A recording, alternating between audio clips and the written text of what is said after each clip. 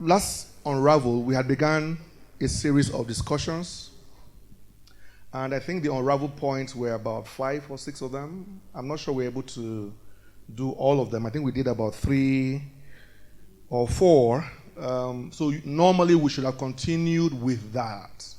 But I'm going to digress away from that list and do something completely different this morning, still under the Unravel. But like I said, I want to talk about what you have is enough. So my job this morning is to talk about what you have is enough. So write it down. What you have is enough. What you have is enough. One of the key goals of Unravel is simple answers to difficult questions. Am I correct? Or is it difficult answers to simple questions? It's simple answers to difficult questions. So it's very important that you write down your questions. The real objective of Unravel is to address difficult questions. Is that okay?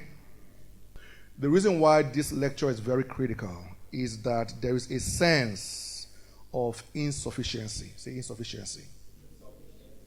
And if you are truly the kind of person that is honest with themselves, like I am, one of the things that I do regularly is to examine myself at intervals.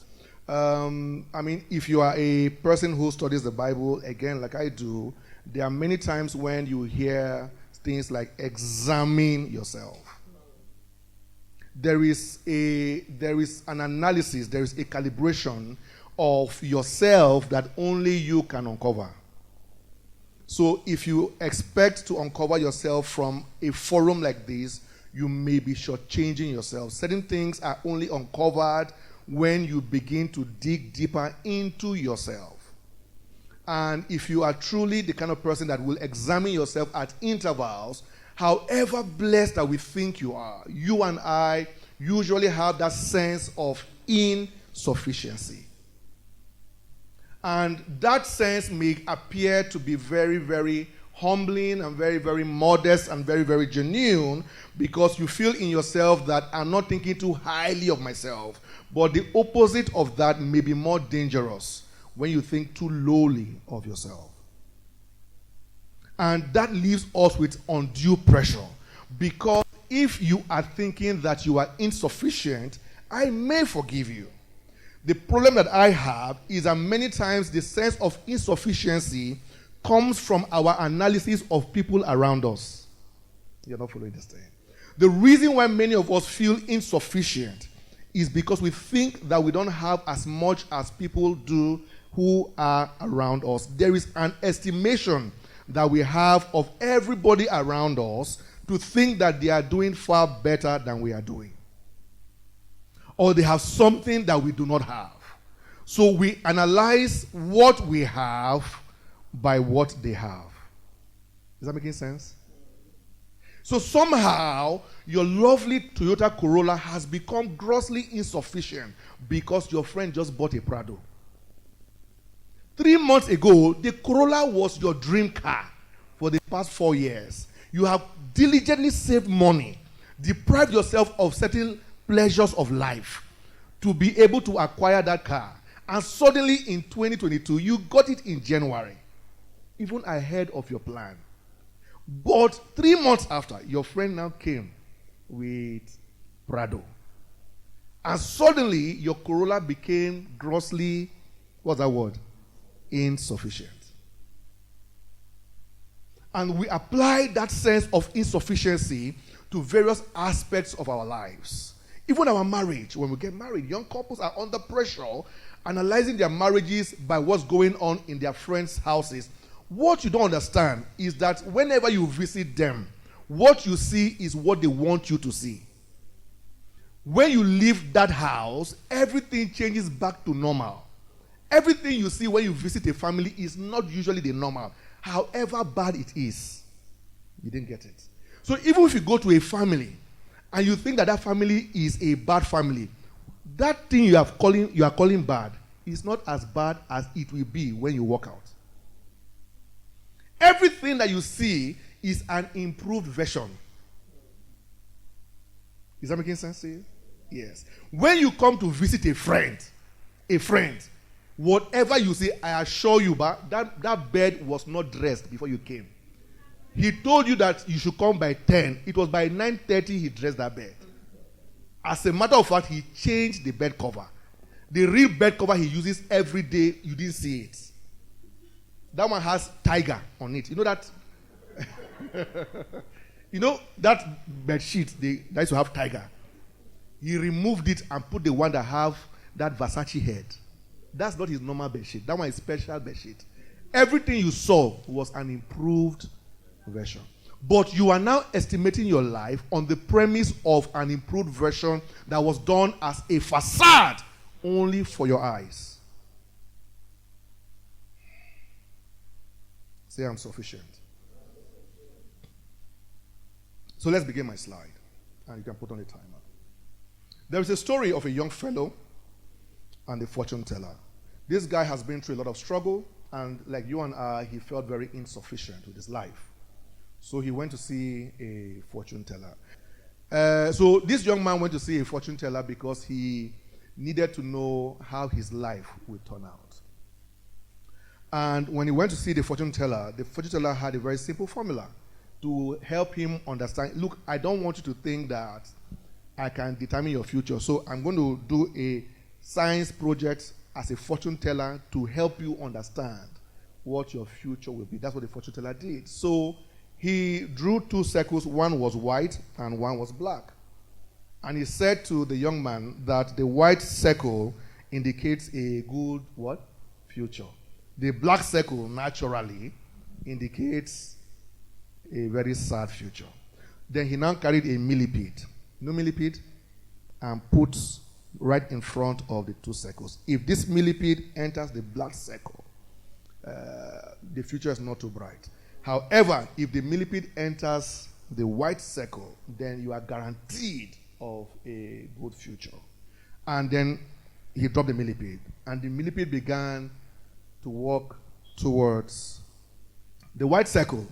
And the man began to rejoice. So as he was going to the white circle, he was, thank God, thank God. Then when he drew close to the white circle, he now turned and began to move towards the black circle. And as it was getting closer and closer to the black circle, the man realized that this timber is a journey of no going back. So he stood up and marched the millipede, carried it, dropped on the white circle, and confirmed his future by himself. What I'm trying to say to you is that the outcome of your life is not within the powers of a millipede. In the end, you are the one that will determine which of the circles that will speak of your future. And many times, we are allowing circumstances help us dictate the prospects of our becoming. You didn't get that.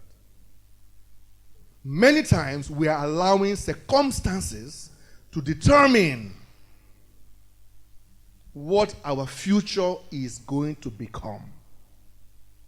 And it is a deep realm of ignorance for you to judge your tomorrow by your current circumstances. And that leads me to say that nobody on this earth has everything. Nobody has everything. There is no human being that you can imagine. Now, many of you were big fans of Michael Jackson.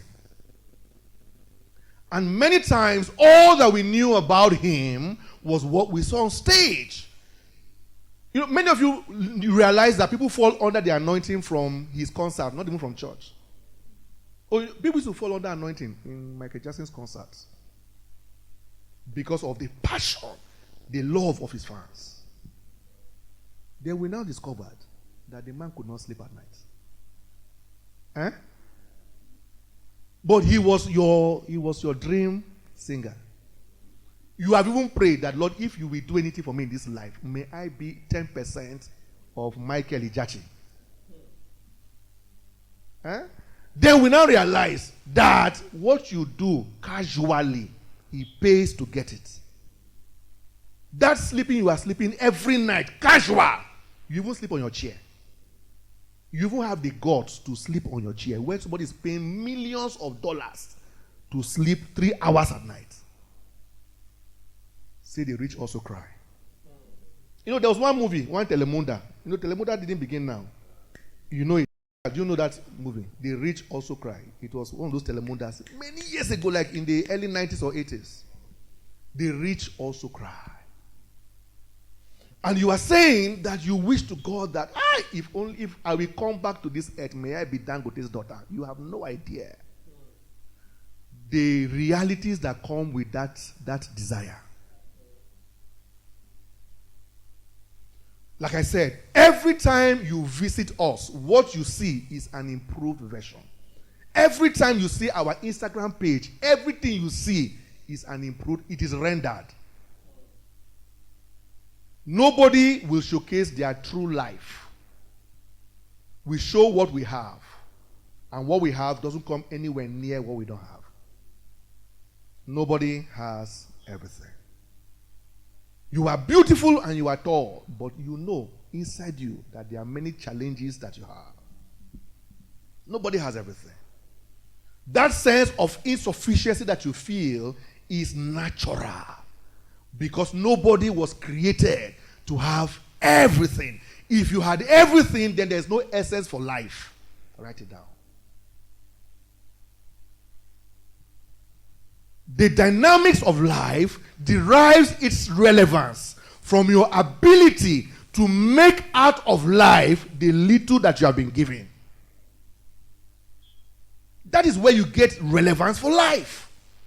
Is that you take what you have and make out of it what you need. But nobody is giving everything that they want to have or that they even need to have. And it may sound more logical for me to say to you that we cannot all have what we want, but we have what we need. No. We don't even have all we need. There are people that need house rent here now. They don't have it. It's not a desire. It's not a... you know what I'm saying? They don't want a rent. If they have their way, they will not pay that rent. They don't want a house rent. They need house rent. They don't have it. They don't have it. Nobody has everything. That needs to sit into your mind. Not even Dangote himself. There's nobody rich enough, powerful enough, old enough that has everything. Nobody has everything. Number two is that everybody has something. Everybody has something. And one of the most powerful references to this is how I began my journey. Some of you have read my book, Problem Power. And you realize that when I came to Abuja, I didn't plan to come to Abuja. It was not the plan. The plan was for me to go to Jos and do my, is it transcript they call it? Something like that, yeah. So to go and do my clearance. Yes, that's the word. So I went to do my clearance. My father gave me 17,000 naira. So that was supposed to be just enough to do my clearance and then come back to Utubo, where my parents lived at the time. But I went to Jos, did my clearance, and somewhere I felt that I didn't want to go back home again. So I came to Abuja. When I came to Abuja, I landed here with only 600 naira. That's what I came with. Went to my sister's house in area 11 here, where she was staying with someone. And then I spoke to my friend if I could squat in his house, and he agreed, Raji Kabiru, and I went to stay with Raji. Okay? But I came here with 600 naira. Say something. It wasn't everything I needed, but I came with something. The bottom line is that I didn't come to this town empty-handed. Some of you will call that 600 naira nothing. But it was not nothing. It was something. I came here and I began my journey in this town. This thing I'm saying is not 1985. This thing I'm saying was just basically like 15 years ago. And I came here with less than 1,000 naira. I didn't have where to stay. I was squatting. I didn't have the transport money to live where I was to where I was squatting. Does that make any sense? Yes. So even the money I had was not enough to live where I was to go to where I needed to squat. But it was something. Say something. Everybody has something. And if you have listened to me very carefully, I am not the most prolific speaker. If you are close to me, you will know that I'm an extremely fast talker, which means that it's not very appropriate to be doing what I'm doing now. But it's something. Come on, say something. I don't have 6-pack, but there's a pack. Say it's something. Everybody has something. You may not have the height, but you have the color. You may not like the color, but you have the height. You may not have both, but you have the voice. Say something. Everyone has something. You say, I don't know where to start from. Apeh, you are. I don't even have anything. It's not true. Everybody has something because everybody has where to start from. You start from your something. There's a scripture that I shared recently in Kogi State at a meeting, which I need to say it here, even though it's not a church meeting. The apostles saw a man that was sick, the disciples. And Peter said something very powerful. He said, silver and gold I don't have. He said, but such as I have, I give. Come on, say, such as I have. Silver and gold you may not have, but everybody has such. You didn't get it. Silver and gold you may not have. Beauty and height you may not have. Money and fame you may not have. Parents and siblings you may not have. Uncle and connection you may not have, but you have such. And you know, the man that was begging at the gate needed the such that they have. Is that making sense to you? At every time that you are in need, at every time that you need to activate something for your future, you have something. You have something. Nobody has everything, but everybody has something. Nobody came empty. That's what I'm saying to you. And you didn't just come here empty. There is no point that you are alive that you are empty. Every time you can draw one more breath, you have something. If your life is not moving forward, it's not because you lack everything. It's because you lack an ability to engage what you have.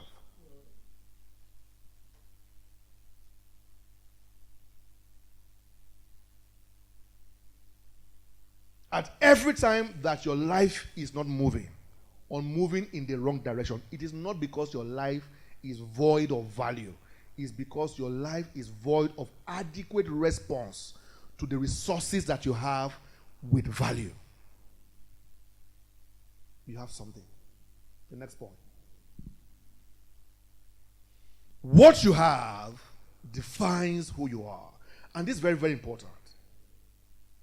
What you have defines who you are. And many of you are in search of your purpose. You are in search of what you need to do next. You are trying to find who you are. The reason why you don't know who you are is because you don't know what you have.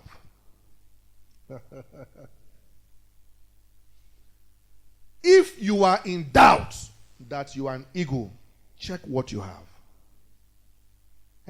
Sir, if what you have is not a scale, you are not a fish.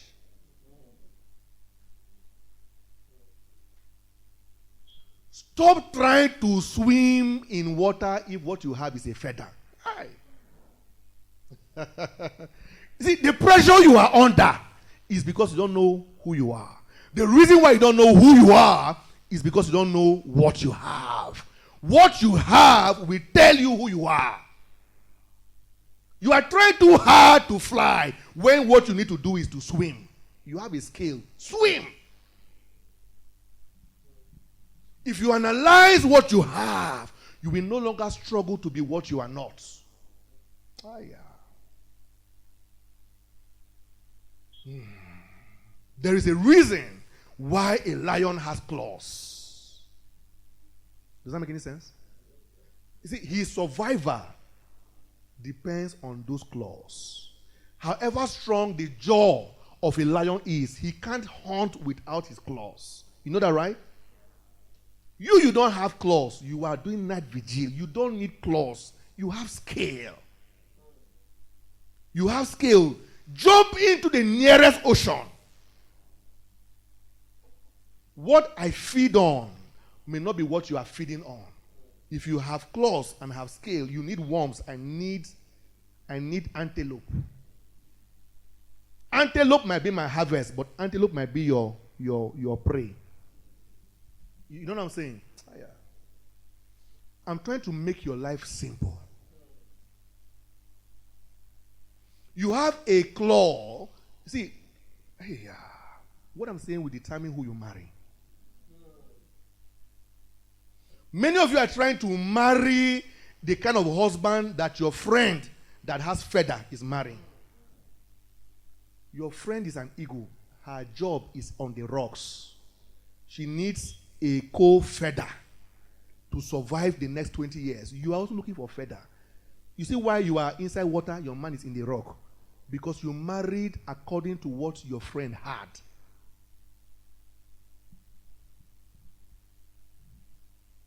Your future is within the waters. Your friend's future is on the rocks. But you have determined your own end by the realities of rock climbers.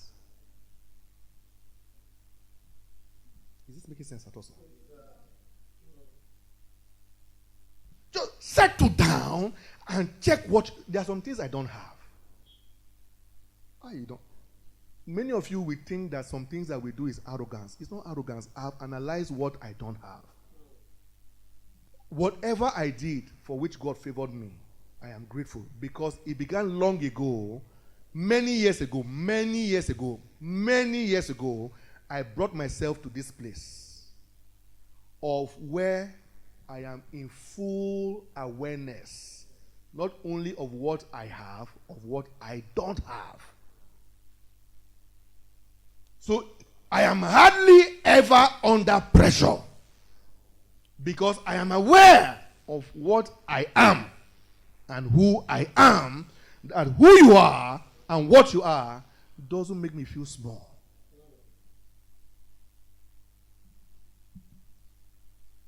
I'm not teaching you a principle by which I don't live.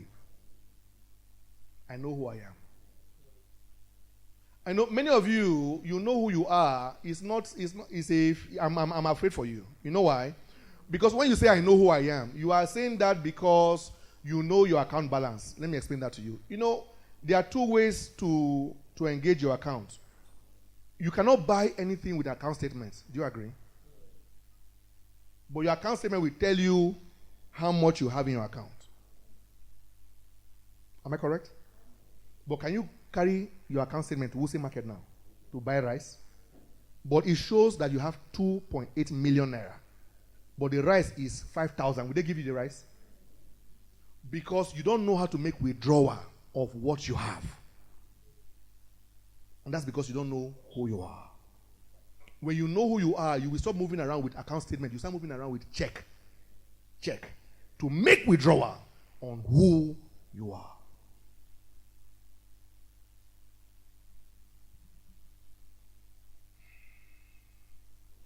Almost everywhere I have been to in the last 2 years, I've always made sure that I address the issues of pressure. Because I talk with people. I'm around people. I know that there's this wave, this virus of pressure.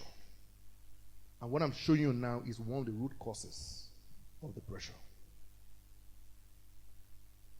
It is a snail that lacks wisdom that will engage a race with a cheetah. Okay, let me say it again. Let me even rephrase it with something simple. It's a snail that lacks wisdom that will engage a race with a dog.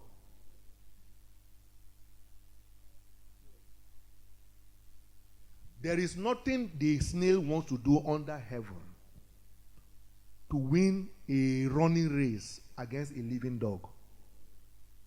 Does that make any sense? That snail may be the fastest snail in the clan, but he has no business competing in a race with a dog. With the slowest dog that even has limping leg.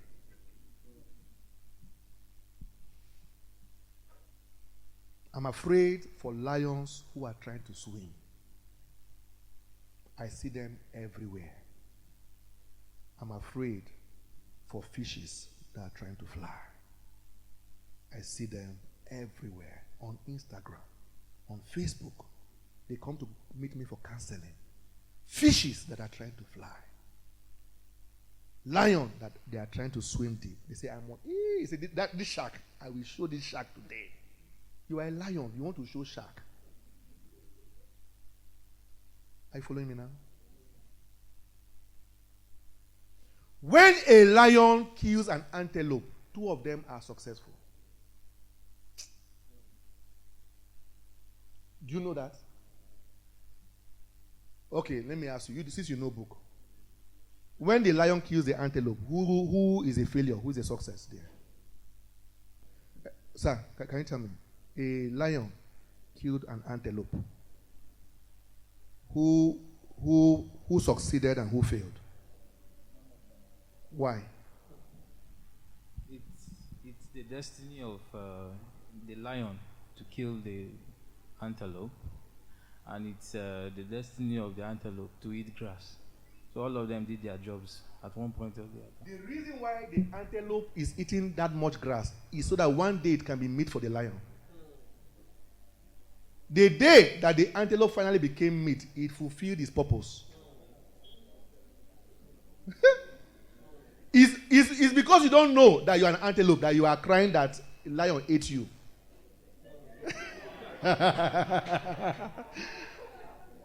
If you know that you are an antelope, you see, that's why, listen, people, I'm worried. You know I'm worried. All this teaching we are hearing everywhere. Never do a 9 to 5. Never do a 9 to 5. Pursue your dream. Pursue your dream. When you finally find the dream you are pursuing, who will help you carry the load? Because when you now finally find the dream you are pursuing, you will not go and employ somebody to come and work for you 9 to 5. Are you not a devil? You have told us that we should not do 9 to 5. 9 to 5. Listen, guys, sometimes we must be an antelope. There is purpose in anteloping. I don't raise followers. I don't raise followers. Anything that I do, I raise only leaders who may be following. You're not getting that. I raise leaders that know how to follow because I'm a leader that follows.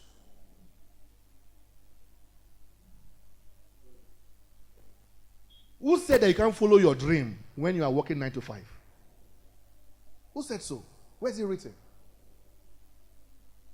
Because even the dream you want to follow, we need somebody to work for you 9 to 5.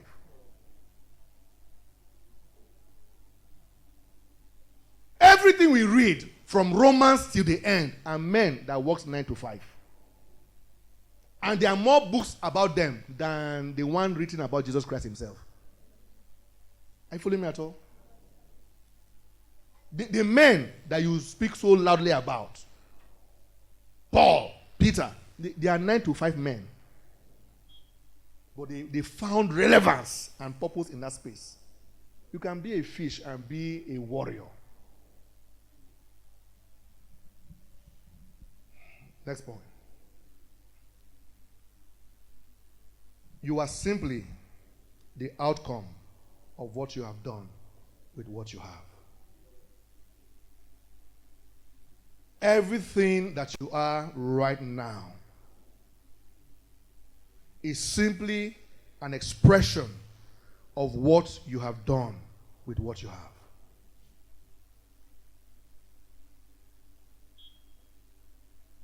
The doors that open to you are opening to you because of what you are doing with what you currently have.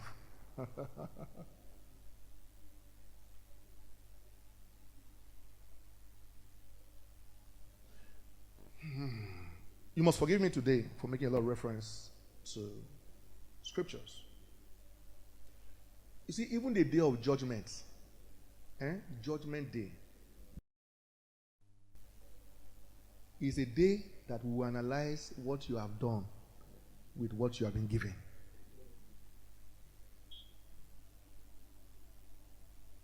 When the master gave 5 talents, 2 talents, he did not query the one with 2 talents that why did you come up with only 4? The same praises that he received was the same praises that the one with 5 received. Because the emphasis is what you have done with what you have. Everything that your marriage is. See, listen, marriage is not a harvest. Marriage is a seed. You determine the harvest. Everything in life comes as a seed. You determine the harvest of the seeds of life. Your happiness is a seed. You see, you are waiting for a day that will come. You will just wake up happy. You will wait till death. It won't come. Life will only present you with small reasons to be happy. It's you that will now know how to amplify that happiness for yourself. You say, Apeh, look, you have reasons to be happy. You have a house. You have children. Did I begin like that? So are you saying that I just became happy? Is that why you want to insult me with style? That all these years I've been dressing, doing guy, I was not happy. Your life is simply an outcome of what you have done with what you have. And the things that many of you have here, some of you may be people. You may never have money like you want to have it. But at every time, there's someone close to you that you can talk to.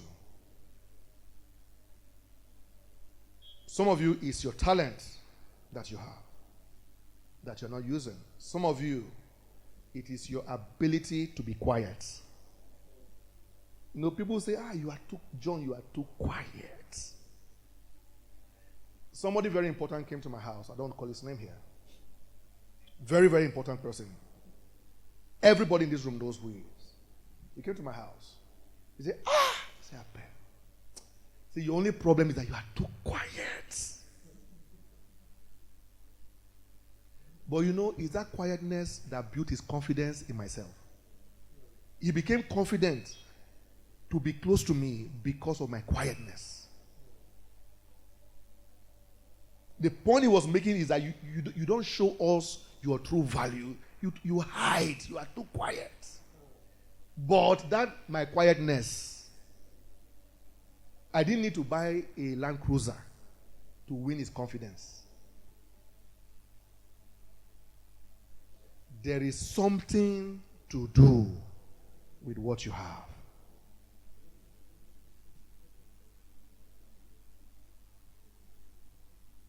You can become anything, but it first begins with what you have. The next point.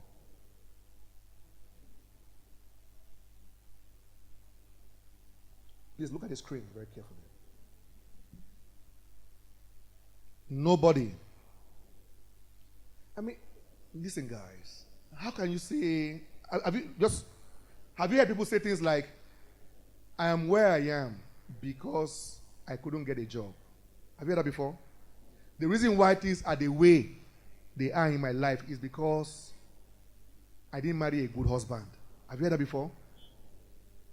The reason why I can't even sleep well at night is because my children, I don't have good children. They are giving me issues. Have you heard that before? Your life can never be the way it is because of something you don't have. Can you just sit down for 2 seconds here now? Let's think about it as a group. Your life can never be the way it is because of something you don't have. Does that make any sense? You can't be where you are because of what you don't have. You are where you are because of what you are not doing with what you have. Nobody can be an outcome of something they don't have. Because at every point, you have enough to make enough to be enough. At every point, you have enough to make enough to be enough. No one is an outcome of something they don't have. If you are unhappy, it's not because you don't have children. You are unhappy because you are not grateful for the wife you have. Is that making sense? I don't understand it when people say they have been married for 20 years without children. I don't understand it. There are too many orphans out there. How can you wait for 20 years and say you don't have children? Is a father a man that can give birth to that can impregnate a woman? Is that a father? Is that a father? No, answer me. Is that a father? Is a father a man? Are there not men who have 8 children who are not fathers? There are men that have given their wives belly. They have 8 children. The man is not a father. He doesn't even know the name of the last 2 children.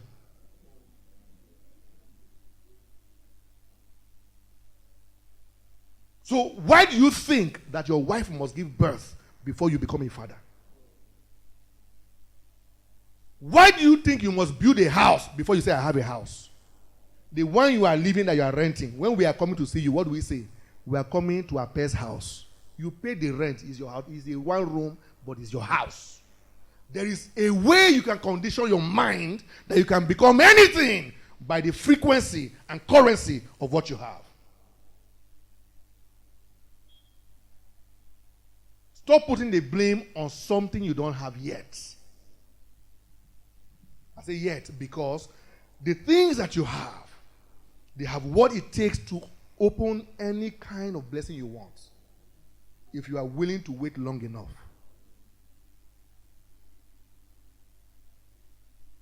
The children you want to have, the husband you want to have, even in that madman you married, there's a good man there. You didn't hear me? No, some of you have already entered the team, so just manage it like that. The ones that have not entered, who can speak to you later.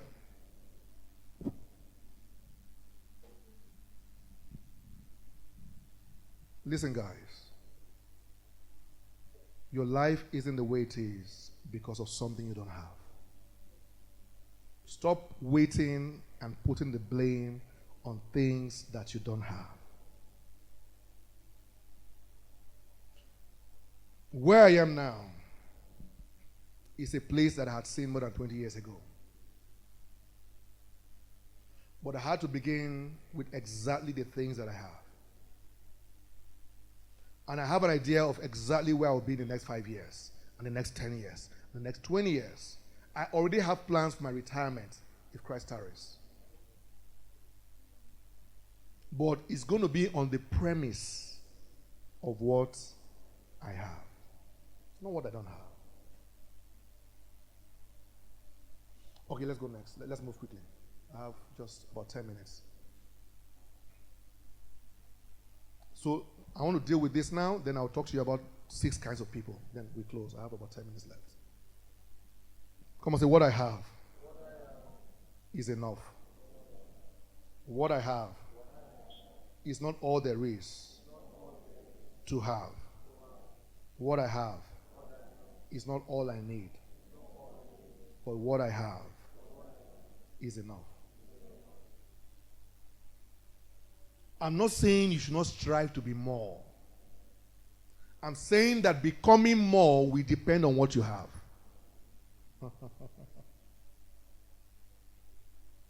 Anything you must become, you already have a seed for it. Aye. Everything that you must become, you already have what? The seed for it. You now need to plant it, nurture it, engage it, and trade it. Come on, say trade.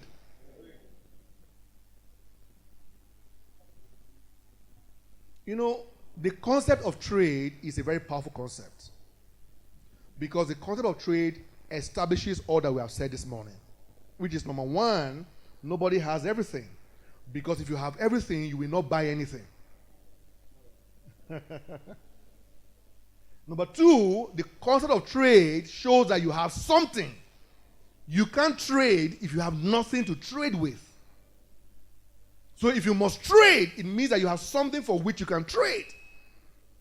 What is trade? Trade is intentional exchange. I have 10,000, I want your shoe. I give you the 10,000, you give me your shoe. You want my 10,000, you have a shoe, you give me your shoe, and you take my 10,000. Does that make any sense? Many of us will never have the shoe and the 10,000 at the same time. That's what I'm saying to you. You will always have something to trade to get anything that you want. Some of you want to keep the 10,000 and you still want the shoe. Or some of you don't know that you have the 10,000 to get the shoe. Some of you don't know how to get the shoe even when you know you have the 10,000. Are you seeing the different types of the lives we're living? But everybody has enough money to buy the shoe. Many times we don't know that we have the money, or we don't know where to buy the shoe from, or we are unwilling to buy the shoe, or we want the shoe and we want the money. You can't eat your cake and have it. So, for God to ensure that you are void of excuse, He began by giving you time. The one He gave you, follow come, is time. Because you can trade time for anything. If you read long enough, you can become a professor at anything. If you learn long enough, you can become anything. If you work hard enough, you can become anything. And you need the currency of time to trade. And everybody here, that you are still here, means you have time. Does that make any sense? You say, Apeh, you are just talking, God has helped you. It's a lie. Everybody here has been helped. Everybody here has enough. You have enough. You have enough. Was it Steve Harvey who said he bought his first car at what age? Who has said that? Was that 45? 43. He bought his first car at 43. Today he's everywhere. Come say I have enough. 6 kinds of people on the earth. Write this down. Very, very important. 6 kinds of people on the earth. Number 1, there are those who always talk about what they don't have. Do you know them? You know, these people, you see that most of them are Africans. You will notice most of them are Africans. There are people who are, if they say, Apeh, I want to spend, can you give me 30 minutes? I just want to come and share some few things with you. When they come, this is where they are. They are coming to highlight to you what they don't have. Because somehow we glory in pity in Africa. I don't know where we got this sense of, somehow we feel like one of the ways to validate our greatness is to tell you one sad story of our past. You know what I'm saying? You say, there was a time we used to eat only granite for breakfast. We don't need it. It doesn't matter. It's not everybody that we suffer like you suffer to be great like you are great. As though if you did not suffer, you cannot come and share that you are great. You know what I'm saying, man? There are those who are always talking about what they don't have. Excuses. I would have been, listen, Apeh, look, if you know the things I did when I was 18 years old. When I was 18, I was a prolific speaker. I was doing very well. But, life happened to me and all of that. Excuses. Excuses. Number 2, there are those who always talk about what they have lost.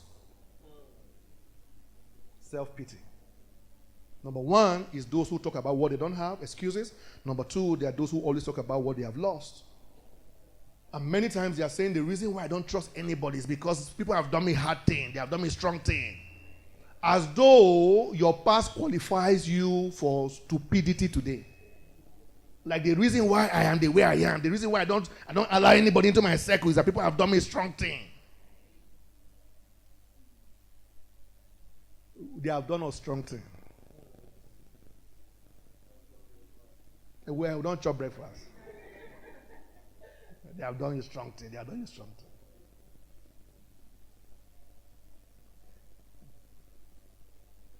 It's okay for the man to break your heart. But if you remain broken, then it is you that you are the foolish one. The man broke your heart, we agreed. 3 years ago. It's 3 years after you are still broken. This one now is you that you are the breaker.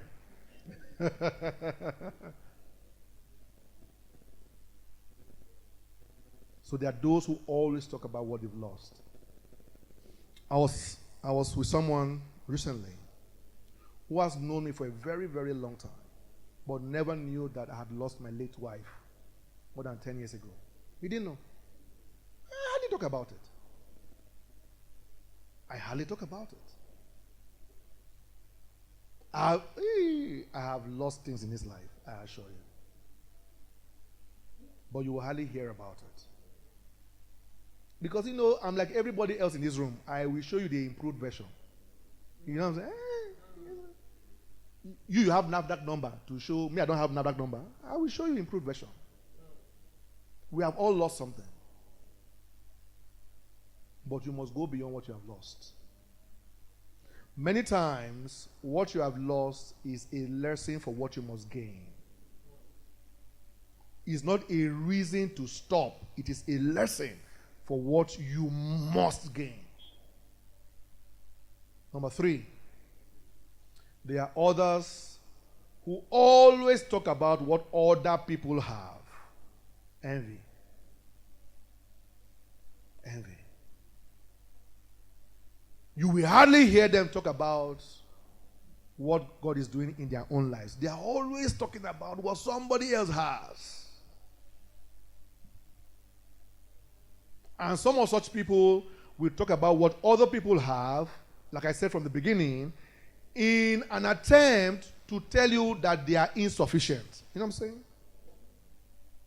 They are trying to analyze somebody else's life to prove to you that they are doing well because of what they have. The reason why that girl is that happy is because of what she has. So you keep talking about what other people have to justify the reason why you are unhappy. Number 4, there are those who are always talking about what they can have. And we have those ones plenty in the church. Plenty in the church. They have been. We met them in 1982. They were declaring. This is 2002. They are still declaring. They are 42 and they are in their mother's house. But they are saying, look, Apeh, my UK visa will soon come out.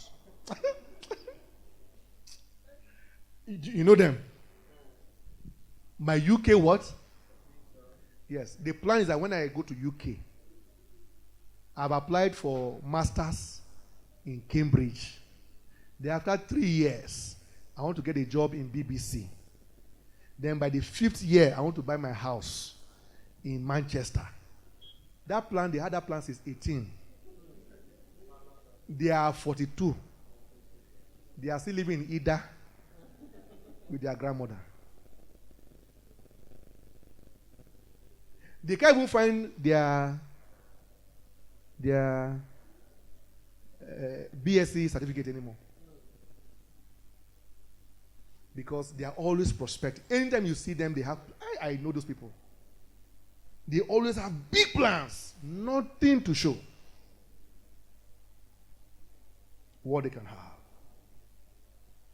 what they want to do, what they plan to do, what they will become. They are always prospecting, always prospecting. They have 85 ideas.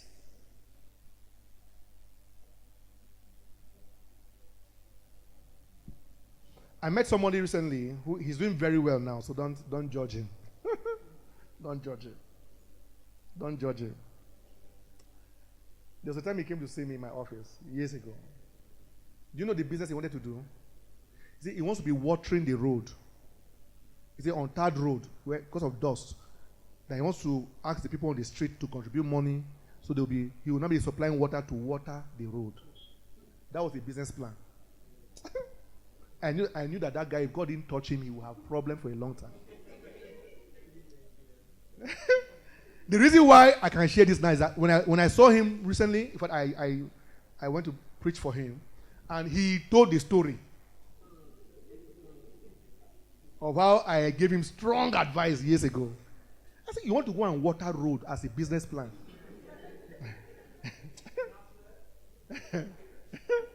He said because that the dust used to enter people's houses, so he will convince them to be giving money regularly.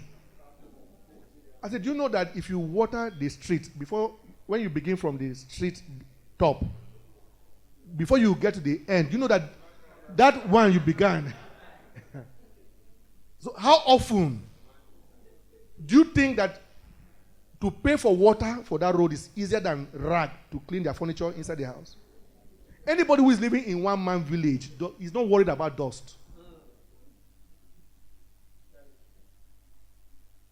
But there are people like that. They have weird ideas.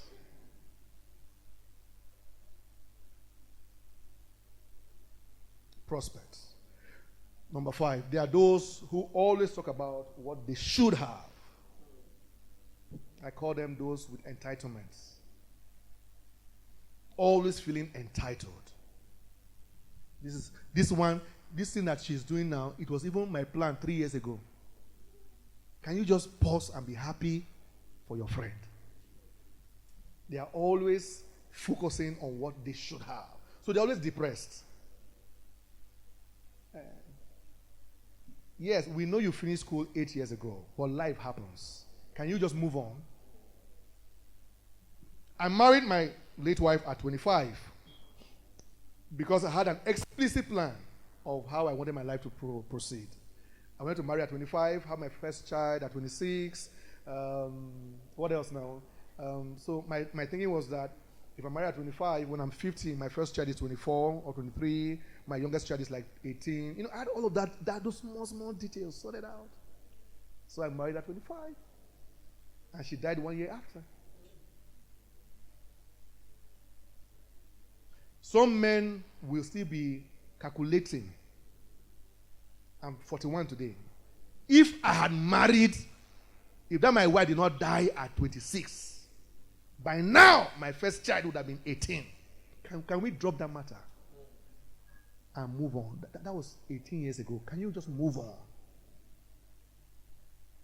I put 8 million in that business, and because my friend misbehaved, it crashed. If not for that thing that happened in 1945. Can we just move on?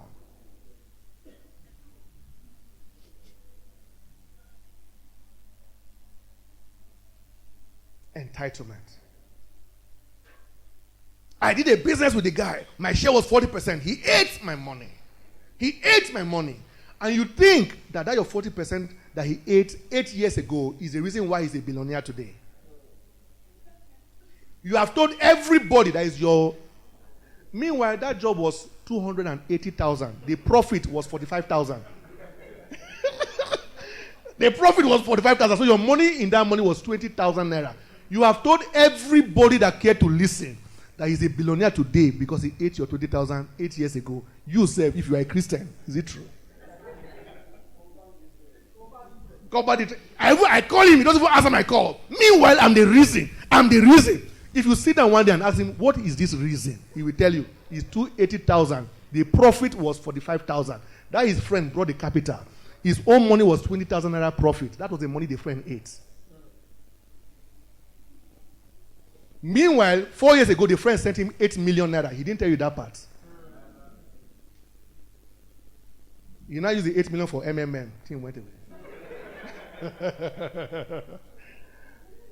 And number 6, there are those who talk about what they have and what they are trading to become what they must become. Listen, guys, you have enough. You don't have everything, but you have enough. And if you can engage what you have and trade it properly, you can unlock any possibility. Any possibility. Any possibility. Say one more time. What I have is enough. What I have is not everything I need. What I have is not everything that it can become. But what I have is enough. Thank you.